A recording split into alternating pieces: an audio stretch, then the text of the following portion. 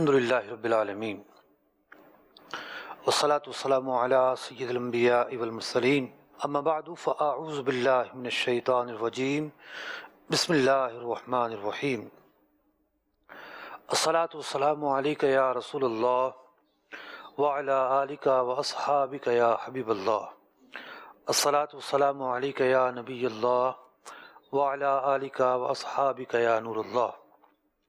محترم ناظرین کرام، ہمارا سلسلہ ہے احکام قرآن، اور آج کے سلسلے میں سورہ نساء کی آیت نمبر 32 اور 33 کو ہم نے شامل سلسلہ کیا ہے۔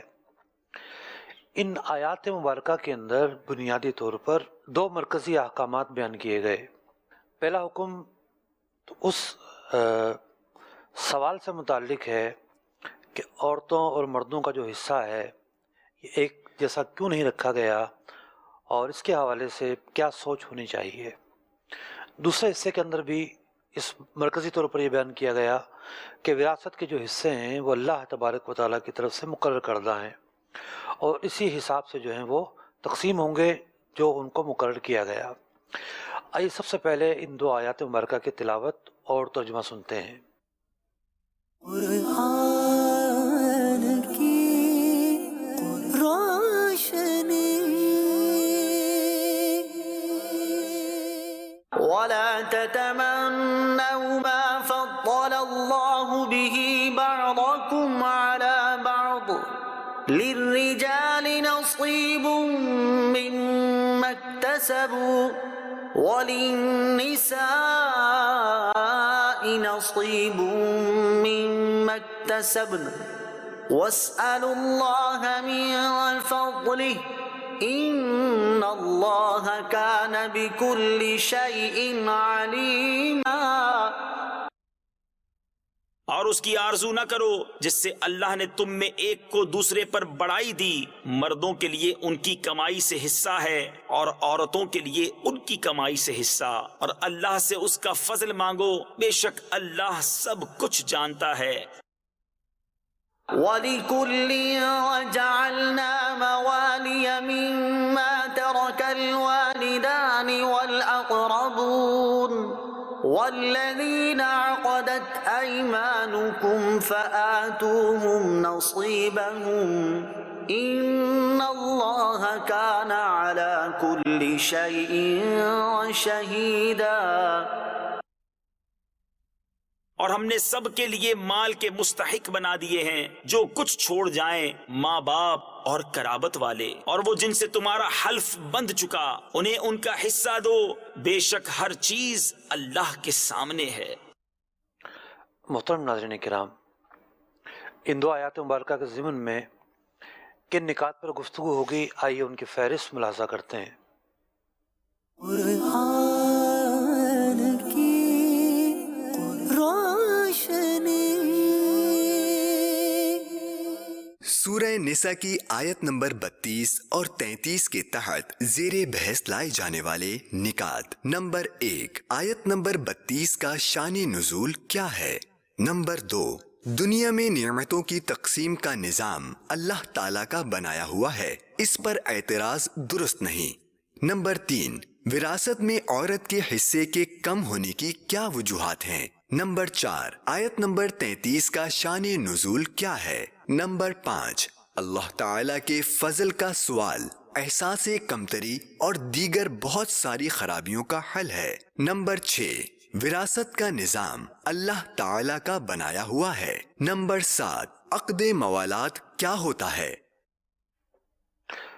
پہلا ہمارا نقطہ یہ تھا کہ آیت مبارکہ کا شان نزول کیا ہے۔ مفسرین نے اس تعلق سے ایک سے زیادہ روایات نقل کی ہیں کہ یہ آیت مبارکہ کیوں نازل ہوئی۔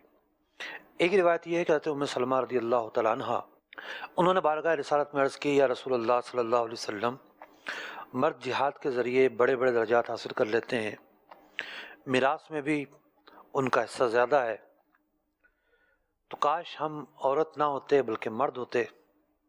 اس پر یہ آیت مبارکہ نازل ہوئی کہ اللہ تبارک و تعالیٰ نے جس حال میں رکھا ہے بندہ اس حال پر راضی رہے۔ ایک روایت یہ ہے کہ جب آیات میراث نازل ہوئیں تو مرد بولے کہ جس طرح دنیا میں ہمارے حصے عورتوں سے دگنا ہیں، ایسے ہی آخرت میں ہمارے لیے ثواب بھی زیادہ ہے۔ عورتیں بولے جس طرح دنیا میں ہمارے حصے عورتوں سے کم ہیں، ایسے ہی آخرت میں جو ہمارے گناہوں کی سزا ہوگی وہ مردوں کے مقابلے میں آدھی ہوگی۔ ایک ان کا خیال تھا، حالانکہ اس طرح ہے نہیں۔ اس پر یہ آیت مبارکہ نازل ہوئی۔ تیسری روایت یہ ہے کہ جب میراث کی آیات نازل ہوئیں جن میں مردوں کے حصے عورتوں سے دگنا مقرر کیے گئے، عورتوں نے عرض کیا کہ مرد قوی ہیں، کما بھی سکتے ہیں، اور عورتیں کمزور ہیں، ان کا حصہ زیادہ ہونا چاہیے۔ اور ایک روایت یہ ہے کہ ایک خاتون بارگاہ رسالت میں حاضر ہوئیں اور عرض کی کہ کیا وجہ ہے کہ مردوں کا ذکر قرآن میں زیادہ ہے، یعنی جو صیغے استعمال ہوتے ہیں عام طور پر وہ مذکر کے صیغے استعمال ہوتے ہیں۔ ایک عام حکم بھی جو دیا جاتا ہے، جیسے حکیم الصلاۃ ایک حکم دیا گیا، نماز پڑھو۔ اب یہ عربی ترکیب کے اعتبار سے مذکر کا صیغہ ہے، جب مذکر کو خطاب کیا جائے تو اس صیغے سے خطاب کیا جاتا ہے، لیکن حکم عام ہے، مرد اور عورت دونوں اس میں داخل ہیں۔ تو ایک شکایت انہیں یہ ہوئی یا ایک خیال ذہن میں یہ آیا کہ عورتوں کا جو ذکر ہے وہ قرآن پاک میں کم کیوں کیا جاتا ہے؟ تو مفسرین نے لکھا کہ اس پر دو آیات نازل ہوئیں، ایک سورہ نساء کی آیت نمبر 32 اور دوسری سورہ احزاب کی آیت نمبر 35۔ تو آیت نمبر 35 میں اللہ رب العزت نے عورتوں کا ذکر مردوں کے ساتھ ساتھ کیا، فرمایا ان المسلمین والمسلمات، مسلمان مرد اور مسلمان عورتیں، والمؤمنین والمؤمنات، ایمان لانے والے اور ایمان لانے والیاں، والقانتین والقانتات، فرما بردار مرد اور فرما بردار عورتیں، والصادقین والصادقات، صدقہ دینے والے مرد اور صدقہ دینے والی عورتیں، والصابرین والصابرات، صبر کرنے والے مرد اور صبر کرنے والی عورتیں، والخاشعین والخاشعات، اور اللہ کا خوف رکھنے والے مرد، اللہ کا خوف رکھنے والی عورتیں، والمتصدقین والمتصدقات، خیرات کرنے والے مرد اور خیرات کرنے والی عورتیں، والصائمین والصائمات، روزہ رکھنے والے مرد اور روزہ رکھنے والی عورتیں، والحافظین فروجہم، اور شرمگاہوں کی حفاظت کرنے والے مرد، والحافظات، اور حفاظت کرنے والی عورتیں۔ اللہ رب العزت نے ان سب کے لیے مغفرت اور اجر عظیم کا وعدہ فرمایا ہے۔ تو اس آیت مبارکہ میں مرد کے ساتھ ساتھ عورتوں کا بھی ذکر کیا گیا، یہ ان کی دلجوئی کے لیے تھا۔ اس کے علاوہ بھی ایک سے زائد مواقع پر قرآن مجید فرقان حمید نے جب صفات بیان کی ہیں مردوں کی، تو عورتوں کی بھی ساتھ ساتھ صفات بیان کی ہیں۔ تو اس آیت مبارکہ میں مرکزی طور پر یہ بات بیان کی گئی کہ وَلَا تَتَمَنَّوْا مَا فَضَّلَ اللَّهُ بِهِ بَعْضَكُمْ عَلَى بَعْضٍ، اللہ تعالیٰ نے اگر بعض کو بعض پر فضیلت دی ہے تو اس معاملے کے اندر احساس کمتری کا شکار نہیں ہونا چاہیے، بلکہ اللہ تبارک و تعالیٰ نے جس حال پر رکھا ہے، جو احکامات مرتب فرمائے ہیں، جو کچھ مقدر فرما دی ہے، وہ بندہ اس پر راضی رہے۔ تو دنیا میں نعمتوں کی تقسیم کا نظام اللہ تعالیٰ کا بنایا ہوا ہے۔ اللہ تبارک و تعالیٰ نے تفاوت رکھا ہے، کوئی کمزور ہے تو کوئی طاقتور، کوئی امیر ہے تو کوئی غریب ہے، کوئی اہل منصب ہے تو کوئی ماتحت ہے، کسی پر اللہ تبارک و تعالیٰ نے زیادہ فضل فرمایا ہے، کسی پر کم فضل فرمایا ہے، تفاوت برقرار ہے۔ اور اسی بات کا تذکرہ اللہ تعالیٰ نے فرمایا ما فضل اللہ بہ بعضکم علی بعض، کہ اللہ تبارک و تعالیٰ نے بعض کو بعض پر فضیلت بخشی ہے، اور یہ فضیلت کا نظام اللہ تبارک و تعالیٰ کا مقرر کردہ ہے۔ سورہ زخرف آیت نمبر 32 میں اللہ رب العزت نے اسی بات کو مزید تفصیل کے ساتھ بیان فرمایا۔ آئیے سنتے ہیں کہ اللہ تبارک و تعالیٰ نے کیا ارشاد فرمایا۔ کیا تمہارے رب کی رحمت وہ بانٹتے ہیں؟ ہم نے ان میں ان کی زیست یعنی زندگی گزارنے کا سامان دنیا کی زندگی میں بانٹا، اور ان میں ایک دوسرے پر درجوں بلندی دی کہ ان میں ایک دوسرے کی ہنسی بنائے، اور تمہارے رب کی رحمت ان کی جمع جتھا سے بہتر۔ کتنی واضح آیت مبارکہ ہے کہ نحن قسمنا بینہم معیشتہم، ہم نے جو ہے وہ زندگی کو لوگوں کے درمیان مختلف انداز سے تقسیم کیا ہے، فی الحیات دنیا، دنیا کا نظام اسی طرح ہے، ورفعنا بعضهم فوق بعض درجات، بعض کو کے درجات بھی بعض کے مقابلے میں زیادہ رکھے ہیں۔ تو انسان کو اپنے حالات، موجودہ حالات پر سمجھوتا کرنا چاہیے۔ آگے بڑھنے کی لگن، آگے بڑھنے کی دھن اچھی بات ہے، بری بات نہیں ہے۔ بری بات یہ ہے کہ انسان جو کچھ اس کے حالات گزر رہے ہیں اس پر شکوے کا شکار ہو، اس پر وہ دوسروں کو دیکھ کر حسد کا شکار ہو، احساس کمتری کا شکار ہو، یہ برائیاں ہیں۔ ورنہ دنیا کا نظام ایسا ہے، پوری کائنات کا نظام آپ دیکھ لیں کہ کہیں ٹھنڈک ہے، کہیں گرمی ہے، اور دونوں چیزیں انسان کی ضرورت ہے۔ کہیں اجالا ہے تو کہیں اندھیرا ہے، دونوں ہی چیزیں انسان کی ضرورت ہے۔ کہیں سبزہ ہے تو کہیں خشکی ہے، دونوں ہی چیزیں انسان کی ضرورت ہے۔ کہیں پانی ہے اور کہیں بنجر پن ہے، دونوں ہی چیزوں سے انسان کے فوائد وابستہ ہیں۔ تو یوں عالم کا نظام بھی ایک جیسا نہیں ہے۔ عالم میں بھی کہیں پہاڑ ہیں تو کہیں میدان ہیں تو کہیں صحرا ہیں تو کہیں باغات ہیں۔ تو جس طرح پورے عالم کے اندر تفاوت ہے، تقسیم بندی ہے، اسی انداز پر انسانوں کے درمیان میں بھی فرق ہے، تفاوت ہے، مختلف انداز کا تفاوت ہے۔ اب بندوں پر یہ لازم ہے کہ جب وہ اپنے سے مافوق کو دیکھیں، جنہیں دنیا میں نعمتیں زیادہ دی گئی ہیں، جنہیں مال زیادہ دیا گیا، جنہیں منصب بڑھا دیا گیا، جنہیں فضل اللہ کی طرف سے زیادہ ملا۔ علم بھی اللہ کا فضل ہے، علم کے اندر بھی بعض پر فائق ہوتے ہیں۔ تو اب بندوں کو یہ چاہیے کہ وہ حسد کا شکار نہ ہوں، سامنے والے سے زوال نعمت کی تمنا نہ کریں۔ سامنے والے سے زوال نعمت کی تمنا کرنا یہ حسد ہے، اور حسد گناہ ہے، اور اللہ رب العزت نے اس پر گرفت فرمائی ہے۔ جو حسد ہے اللہ تبارک و تعالیٰ اس کو ناپسند فرماتا ہے۔ اللہ رب العزت نے ارشاد فرمایا کہ اللہ تعالیٰ نے اپنے فضل سے جو لوگوں کو دیا ہے تم اس پر حسد کرتے ہو، مذمت بیان کی گئی۔ اس کے بجائے انسان کے پاس یہ گنجائش ہے کہ وہ یہ مانگے کہ جس طرح اللہ تعالیٰ نے دوسرے پر فضل کیا ہے، اللہ تبارک و تعالیٰ اس پر بھی فضل کرے۔ جو نعمتیں اللہ تعالیٰ نے فلاں کو دی ہیں وہ نعمتیں مجھے بھی عطا کرے۔ اگر انسان اس طرح مانگتا ہے تو اس میں کوئی برائی نہیں ہے، لیکن اگر وہ یہ تمنا کرتا ہے کہ دوسرے سے زائل ہو جائے، دوسرے سے وہ نعمت ختم ہو جائے، تو یہ تمنا کرنا اور یہ خواہش رکھنا یہ قابل مذمت ہے، اور اس بات کے ساتھ زندگی نہیں گزاری جا سکتی۔ انسان اپنے آپ کو محرومیوں میں محسوس کرے گا، احساس کمتری میں محسوس کرے گا، زندگی گزارنے کا جو مزہ ہے سارا کا سارا خراب ہو جائے گا، صرف اور صرف اسے منفی چیزیں ہی نظر آئیں گی۔ اللہ تعالیٰ نے جو دیا ہے، جس حال پر رکھا ہے، اس حال پر راضی رہنا، اس حال پر خوش رہنا ہی اچھی زندگی ہے، خوشیوں کی علامت ہے، خوشیوں کا سبب ہے۔ اور جو لوگ ایسا نہیں کرتے، کرتے تو رہتے ہیں لیکن کوئی حل نہیں انہیں مل پاتا، اور جو راستے ہوتے ہیں خوشحالی کی طرف لے جانے کے، ان راستوں تک بھی وہ نہیں پہنچ پاتے۔ ہم اگلے نقطے کی طرف بڑھتے ہیں۔ ہمارا اگلا نقطہ یہ ہے کہ بات یہ چل رہی ہے کہ اللہ تبارک و تعالیٰ نے یہ آیت مبارکہ نازل فرمائی، اور اس آیت مبارکہ کا ایک حصہ وہ ہے کہ جس میں یہ بیان کیا گیا کہ اللہ تعالیٰ نے فضل فرمایا ہے، مرد کو عورت پر فضیلت دی ہے، مرد کا حصہ بھی زیادہ رکھا ہے۔ تو آخر وجہ کیا ہے کہ عورت کا حصہ کم کیوں ہے؟ پہلے تو ایک بات کلیئر ہونی چاہیے کہ ہر موقع پر عورت کا حصہ مرد سے کم نہیں ہے، بلکہ میں کچھ صورتیں بیان کروں گا کہ وراثت کے اندر کسی کا انتقال ہوا ہے اور عورتوں کو زیادہ مل رہا ہے۔ دو ایسی مرکزی صورتیں ہیں جہاں عورت کو مرد کے مقابلے میں آدھا ملتا ہے۔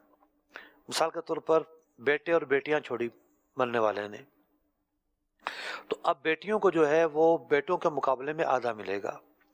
اسی طریقے سے مرنے والے نے بھائی اور بہن چھوڑے، بھائی اور بہن کو ہر صورت میں حصہ نہیں ملتا، کچھ صورتوں میں ملتا ہے۔ تو جن صورتوں میں ان کو مل رہا ہے وہاں بھی یہی معاملہ ہوگا کہ بہنوں کو بھائیوں کے مقابلے میں آدھا حصہ ملے گا۔ تو یہ دو مرکزی ایسے معاملات ہیں جہاں عورتوں کو مردوں کے مقابلے میں نصف ملے گا، ورنہ اور بہت ساری ایسے جگہیں ہیں کہ جہاں عورتیں زیادہ لے جاتی ہیں، اور جہاں نصف ملتا ہے اس کی کیا وجوہات ہیں؟ بہت ساری وجوہات ہیں۔ پہلی بات یہ ہے، ہم وجوہات کی طرف نظر کیوں کریں جب نظام اللہ تعالیٰ کا بنایا ہوا ہے؟ اللہ تبارک و تعالیٰ نے جو مقرر فرما دیا، بحیثیت مسلمان ہمیں اس پر راضی رہنا چاہیے۔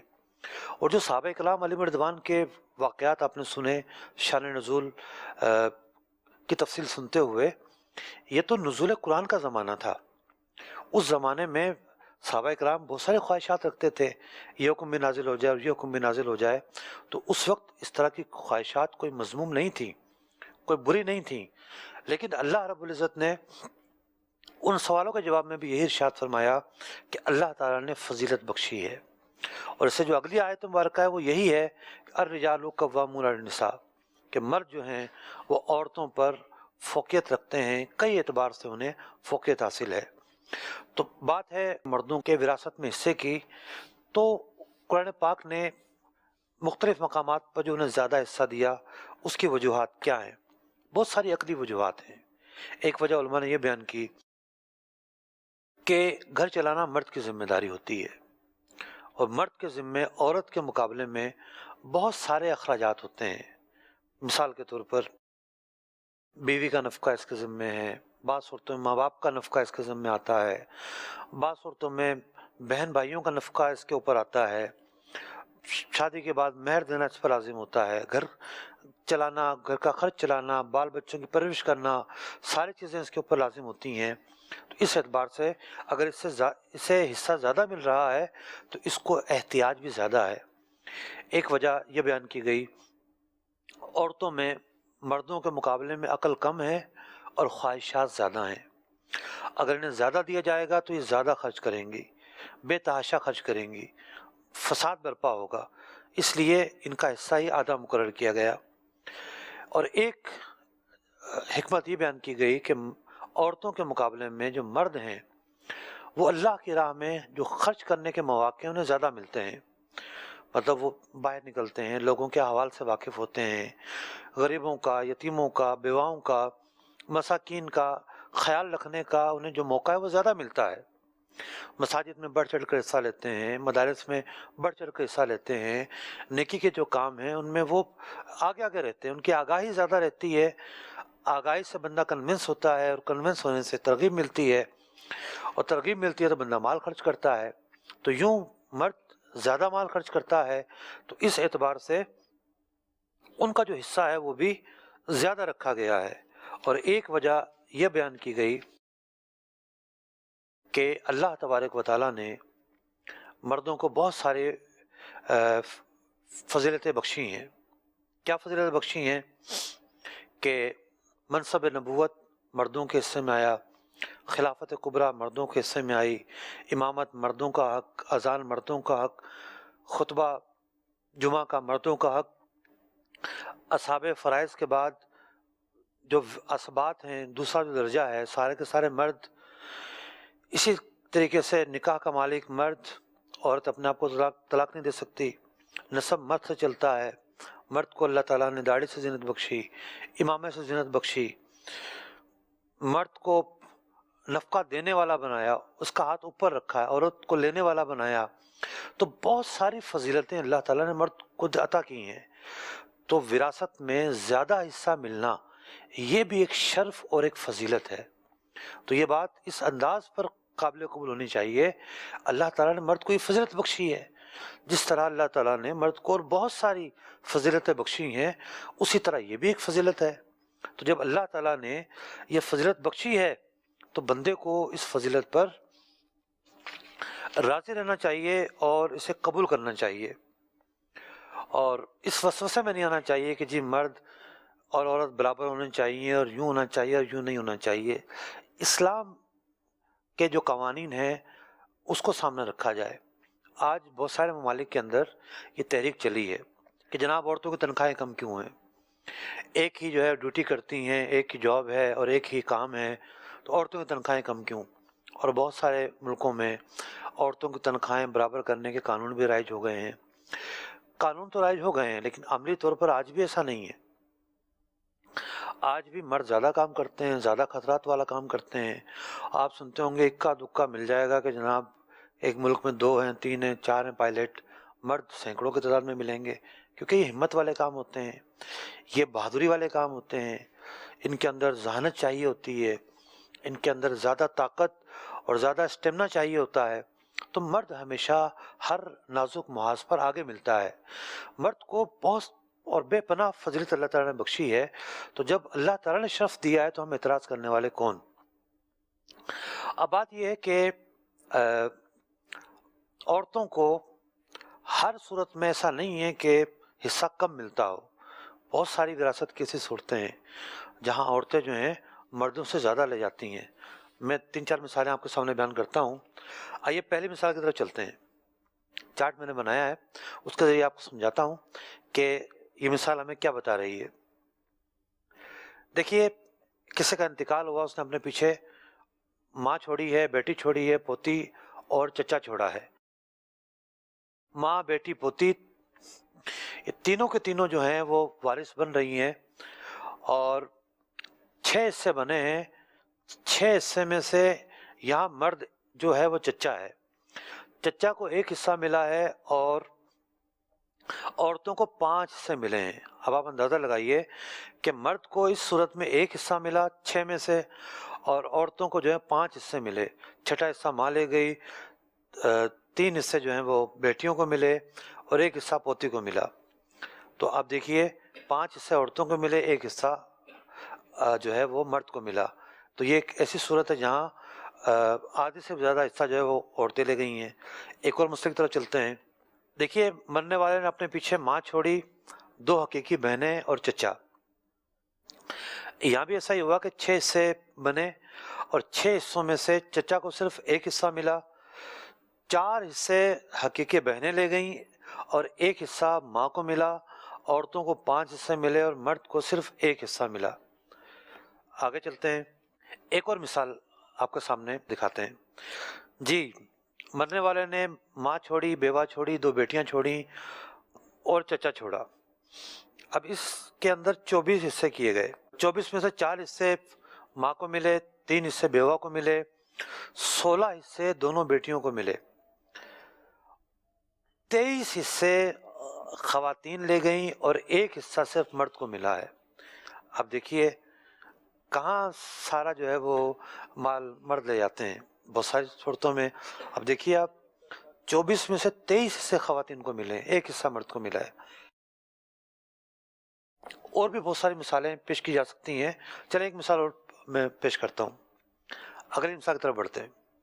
مرنے والے نے ماں چھوڑی, بیوہ چھوڑی, 2 بہنیں چھوڑی اور بھتیجے کو چھوڑا. 13 حصے ہوئے. 13 حصوں میں سے 2 حصے ماں کو ملے, بیوہ کو 3 حصے ملے, دونوں بہنوں کو 8 حصے ملے اور ایک مرد تھا بھتیجا, وہ محروم رہا, اسے کچھ بھی نہیں ملا.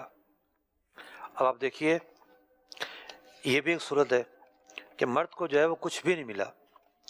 تو بات یہ ہے کہ شریعت کا جو نظام ہے اس کے اندر باریکی بھی ہے, تفصیل بھی ہے اور بہت تفصیل ہے. بعض اوقات بندے کو جو ہے وہ صورتحال پتہ نہیں ہوتی اور وہ وکیل بنا ہوتا ہے کسی مسئلے میں. تو بعض اوقات لوگ غلط وکالت بھی کر رہے ہوتے ہیں. تو پہلا مرحلہ ہوتا ہے مناظرے میں دعوے پر نقص وارد کرنا. ہمیں دعوے پر پہلے تو ہم نے نقص وارد کر دی ہے کہ ایسا ہے ہی نہیں کہ ہر صورت کے اندر مرد جو ہے وہ زیادہ لے جاتا ہو. بعض صورتوں کے اندر ہے اور اس کی حکمت ہم نے بیان کی ہیں. اور کتنی صورتیں بیان کی گئیں جہاں عورتیں جو ہیں وہ زیادہ حصہ لے کر گئی ہیں.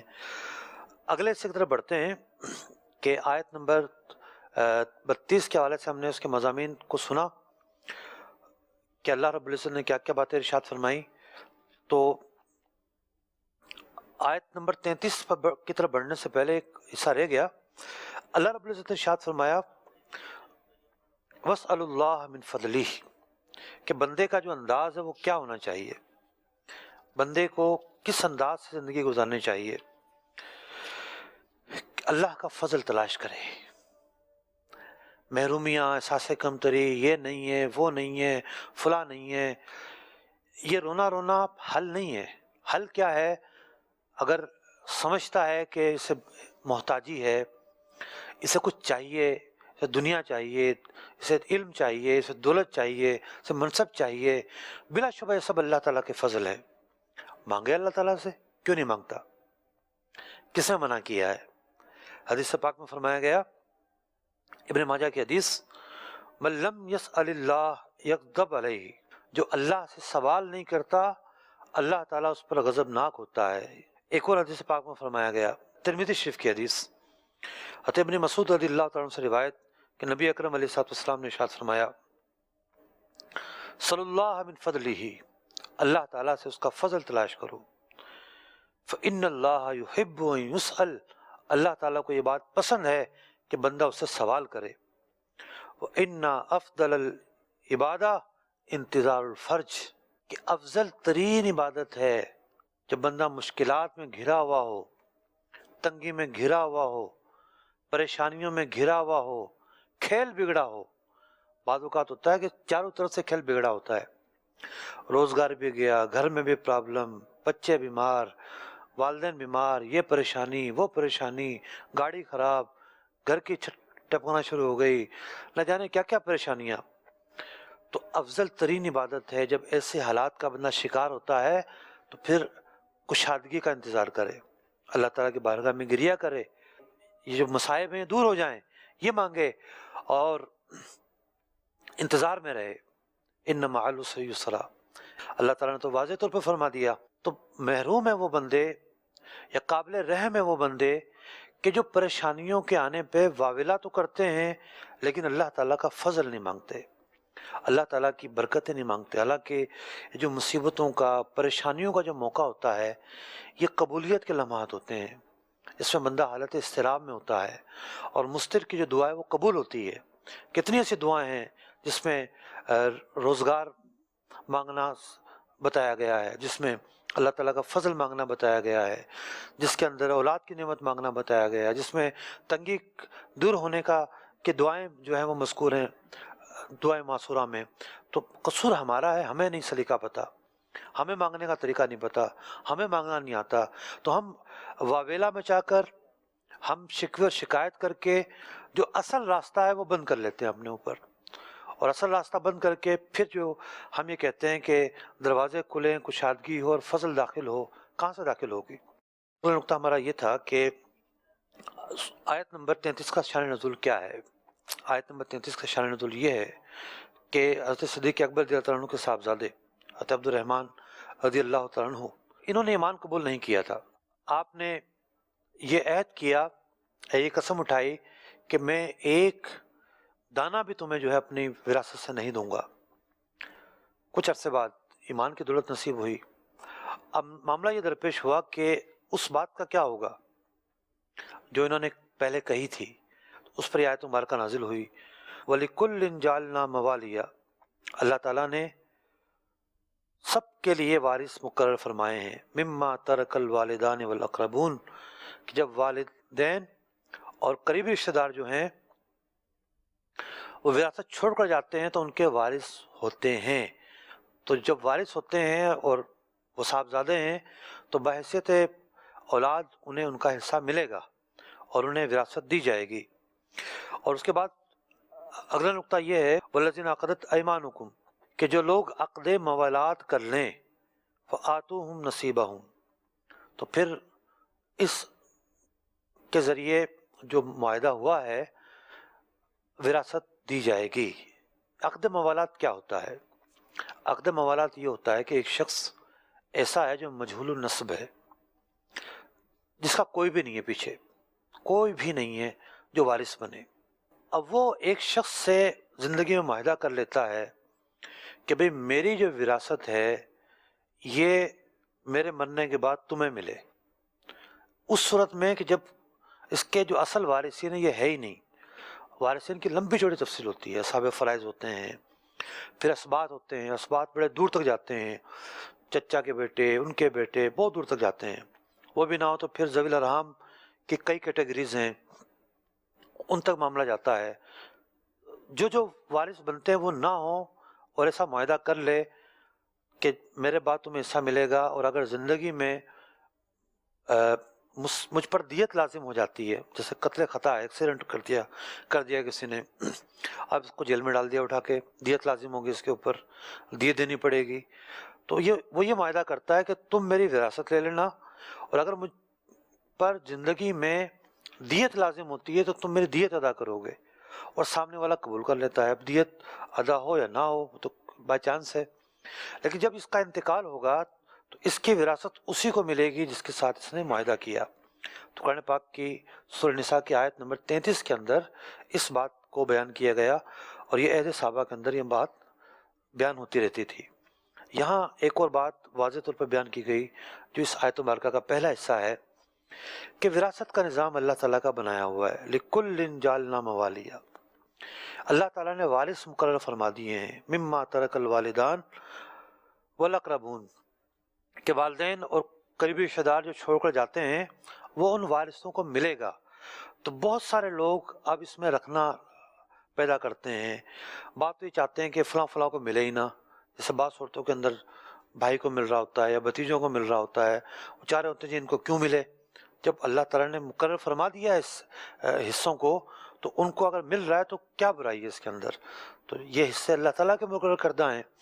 تو یہ جائز نہیں ہے کہ کوئی شخص زندگی میں اپنے مال کے اندر کوئی ایسا تصرف کرے جس کا مقصد یہ ہو کہ وارث محروم ہو جائیں، ایسا تصرف کرنا یہ جائز نہیں ہے، یہاں تک کہ اس کی وجہ سے صدقہ و خیرات کرنا بھی جائز نہیں ہوگا کہ اپنے مال کو وہ صدقہ و خیرات کر کے اس لیے کرنا چاہتا ہے، ختم کرنا چاہتا ہے تاکہ جو وارث بن رہے ہیں ان کو ان کا حق نہ ملے، تو اتنا تو صدقہ خیرات کرنا بھی جائز نہیں ہے۔ ہاں تہائی مال کی حد تک وصیت کر سکتا ہے، تہائی مال کا ایسے اختیار دیا گیا ہے۔ تو آج کی ان دو آیات کے اندر ہم نے تقریباً 6 یا 7 نکات پر گفتگو کی، اور نکات کے ذریعے جو مختلف احکامات ہیں اور مختلف مسائل ہیں قرآن پاک کی ان دو آیات کے تحت جو بیان ہوئے وہ سیکھنے کی کوشش کی۔ اللہ رب العزت سے دعا ہے کہ ان آیات مبارکہ کے تحت جو باتیں ہم نے سنی ان پر عمل پیرا ہونے کی توفیق عطا فرمائے، آمین بجاہ نبی الامین صلی اللہ تعالیٰ علیہ وسلم۔ ان کا واسطہ قرآن سے جو پیار کرتے ہیں، عطا کر دے مجھے بھی پیار تو قرآن سے۔